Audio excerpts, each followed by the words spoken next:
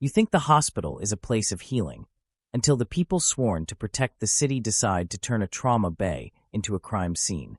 When a decorated narcotics detective planted 2 ounces of uncut fentanyl under the passenger seat of a rising black trauma nurse, he thought he had just quietly buried his biggest threat.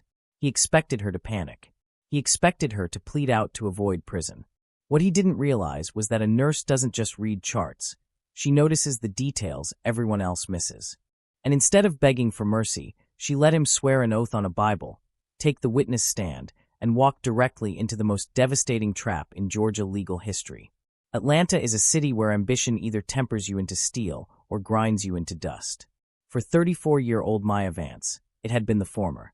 Born and raised in Bankhead, Maya had worked her way through Emory University's nursing program with a singular goal: to serve the very community the system constantly left behind. As a charge nurse in the ER at Grady Memorial, Maya was a force of nature. She didn't just triage patients. She caught subtle diagnostic errors that seasoned chief physicians missed. She was known for her immaculate charting, her icy calm under pressure, and her absolute refusal to sign off on anything that didn't add up. But it was that exact integrity that put a crosshair on her back. It started on a stormy Thursday night in late October. A young suspect was brought into the ER in police custody following a raid by the APD's elite street narcotics unit. The lead arresting officer was Detective Marcus Vance. No relation to Maya, though he carried himself like he owned the entire West Side. Marcus was a 20-year veteran, a silver-tongued cop hailed by local media as a neighborhood hero. Marcus handed Maya a blood draw kit, demanding an immediate toxicology report to justify his severe arrest charges. But as Maya assessed the suspect, her clinical instincts screamed that something was wrong. The physical signs didn't match Marcus's paperwork. When Maya pulled the hospital's internal pharmacy logs to cross-reference the intake, she discovered a terrifying pattern. Over the last 6 months, dozens of high-profile drug arrests handled by Detective Marcus's unit involved suspects arriving at Grady with unverified medical clearances.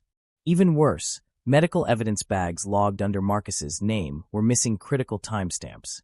Maya realized the horrific truth. Marcus wasn't just catching dealers. He was raiding stash houses, pocketing seized prescription narcotics, and using the hospital's fast-paced ER environment to forge medical intake forms to cover his tracks.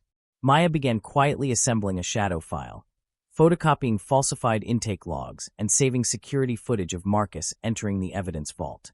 She worked alone, knowing a single leak could end her career. But Marcus hadn't survived 2 decades on the streets by being reckless. He had eyes everywhere, including an ER intake clerk who owed him for turning a blind eye to a family member's warrant. The trap was sprung on a freezing midnight in November.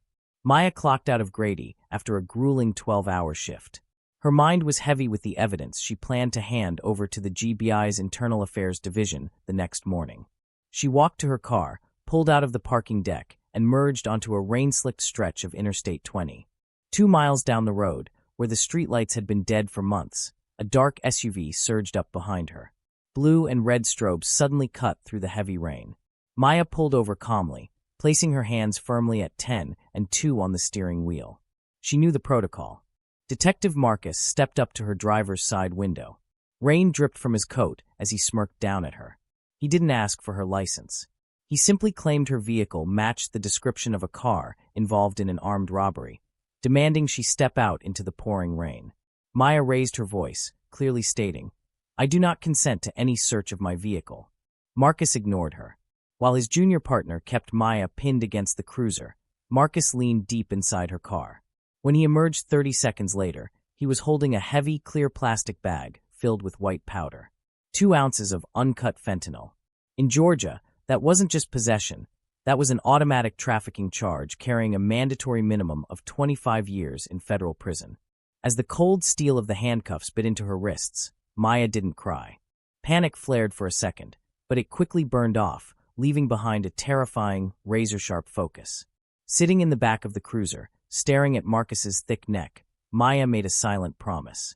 "He thinks he just took away my freedom. He doesn't realize he just gave me the stage I need to end him." Over the next 24 hours, the police department unleashed a masterclass in character assassination. Maya's mugshot was leaked to local news stations within hours. She was suspended without pay from Grady Hospital. Her bank accounts were wiped out just to secure her bail.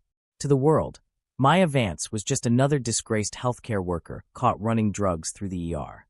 But behind the drawn blinds of her apartment, Maya wasn't preparing a defense. She was building a trap. Because Detective Marcus made one fatal mistake during that traffic stop, a tiny mechanical detail in Maya's car that completely disproves his official story and turns his own body cam footage into a murder weapon for his career. And in part 2, you'll see the exact moment Maya steps into that courtroom, takes over her own cross-examination, and dismantles a dirty detective live on the witness stand.